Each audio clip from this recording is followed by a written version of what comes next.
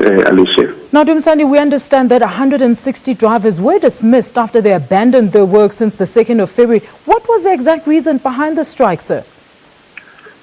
We haven't had any reasons from the drivers because of the 158 were found guilty in absentia. They did not even come and attend the hearing. All right. Now, sir, reports indicate that the drivers were found guilty of misconduct. Please explain this to us. And also, the other 64 drivers that the company retained, were they not part of the strike?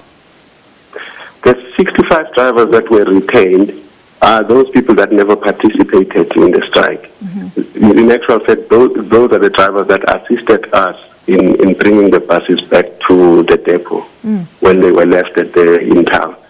All right. Now, Dumisani, reports also indicate that Piotrans was to commence with the recruitment process today. What can you tell us about that process at this stage? Any chance of those dismissals being reversed? Just curious.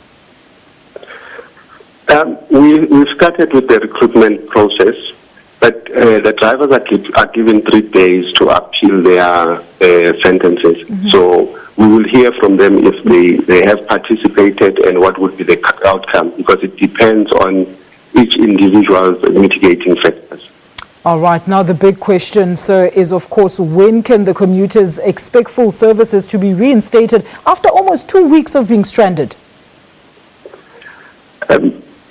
In terms of the plan that we are putting together, I think by Thursday we will have a good idea as to when we think we will start with the service.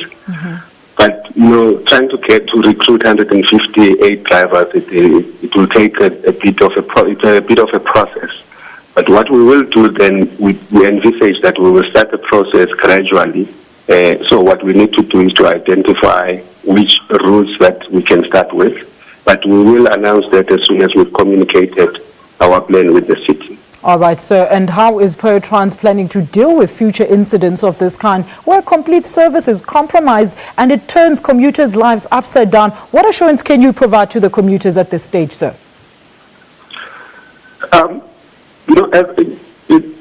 Piotrans, if you look in terms of the stoppages that we've had before, we've always experienced the stoppages that are unlawful, and we've been trying to bend backwards as a company to try and accommodate our drivers, because at that time we thought it was transformation.